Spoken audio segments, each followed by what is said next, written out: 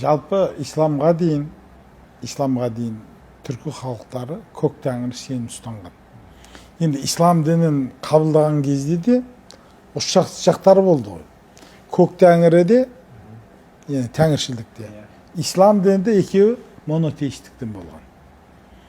Сондықтан білесіз, жалпы ислам дінін ресми қабылдаған Сатук Бограхан, өзінің есімін Абдул-Керим деп өзгертіп, Қарахан мемлекетінің ресми діні не болды?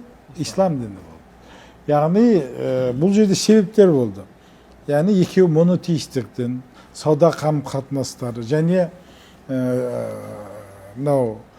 қожа миссиясы, миссионерлерінің осы ислам дінін таратуда үлкен фактор бұл 751 жылғы Атлас шайқасы. Атлас шайқасында мұсылмандар мен түріктер мен қытайлардың арасында соғыс болады. Соған мұсылмандар жәрдем бастайды. Сол кезден бастап, яғни ислам дінімен танысу басталады. Ал енді қазір таңда біз тәңіршілер дегеніміз, менің жеке пікірім, бұлар бұрынғы атеистер. Өйткені бұлар ислам бұл өзгермейтін феномен, құбылыс, сол қалпында.